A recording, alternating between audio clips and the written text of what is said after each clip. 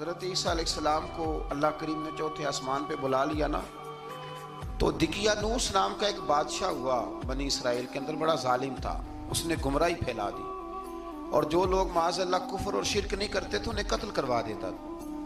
تو 7-8 نوجوان اپنا ایمان بچا کے بھاگے۔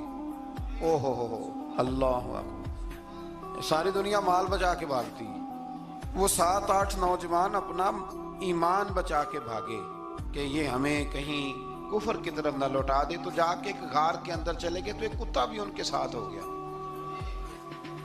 انہوں نے کتے کو بڑے روڑے مارے کہ یہ اگر بھونکے گا، آواز نکالے گا تو ہم پکڑے جائیں گے، ہم نے تو چھپنا ہے۔ پر اس کو نہ ولیوں سے پیار ہو گیا تھا، اس نے کہا بھگاؤ جتنا مرضی مجھے، فطرت میری ہے کہ میں بھونکتا ہوں، پر جب اللہ کے ولی ہوں تو پھر میں ادب کرتا ہوں۔ یہ قرآنی واقعہ ہے۔ اچھا، یہ عین وہ واقعہ ہے قرآن مجید کا کہ جو بہت ساری چیزوں پر ویسے ہی نص ہے اور بہت ساری زبانیں ویسے ہی گنگ ہو جاتی۔ تو وہ 6-7 لوگ تھے، وہ چلے گئے غار کے اندر، جا کے انہوں نے پناہ لے لی۔ بادشاہ کو پتہ چل گیا کہ غار کے اندر ہے۔ اچھا، اللہ کی قدرت، جیسے ہی داخل ہوئے انہیں نیند آ گئی، یہ سو گئے۔ اور قرآن مجید کہتا ہے، قرآن مجید کے یہ لفظ ہیں کہ کتا غار کے منہ پر بازو پھیلا کے بیٹھ گیا، گویا اپنے مالکوں کی خدمت کر رہا ہے۔ اب میاں صاحب کی ایک بات کر لیں درمیان میں۔ میاں صاحب فرماتے ہیں، جنہ تنا وچ عشق نہ رچیا، کتے ہونا تھی چنگے، اور چلو مالک دے کر راکھی کر دے، صابر بھوکے ننگے۔ یہ دیکھو نا کہ اتنا تو ان کے اندر بھی کمال ہے۔ اپنے نا دونوں بازو پھیلا کے، کتا بھی غار پہ بیٹھ گیا، ان کو نیند آ گئی۔ بادشاہ نے پتہ کرایا، کہاں بھاگ کے گئے؟ تو کہا وہ غار کے اندر ہیں۔ بادشاہ کہنے لگا کہ ان کی سزا یہ ہے کہ ایک دیوار چن دو غار کے منہ میں، غار کو بند کر دو۔ جس بندے کی ڈیوٹی لگائی نا غار چننے کی، بندہ بڑا نیک تھا، اس کو دیوار بنانے کا ذمہ دیا۔ اس نے نا دیوار بھی بنائی اور ایک تختی پہ نا سب کے نام لکھے، اور وہ تختی ایک صندوق میں رکھ کے وہاں بند کر دی، اور اسی طرح کی ایک تختی اس کے نیچے لکھا کہ ایک تختی ان کے ناموں کی نا میں مال خزانہ میں بھی بند کر رہا ہوں۔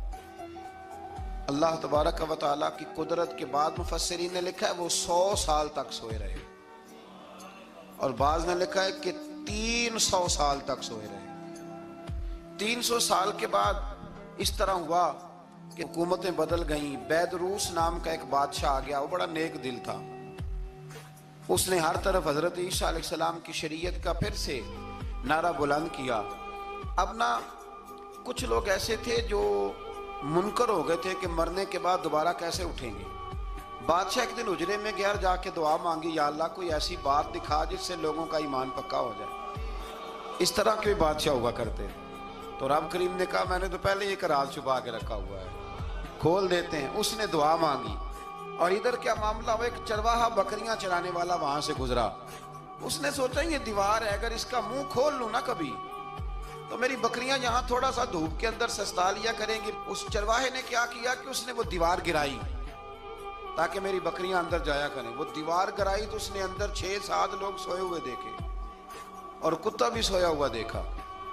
اللہ تبارک و تعالیٰ اپنی قدرت سے، اپنے فضل سے ان کی کروٹیں بھی بدلتا رہا۔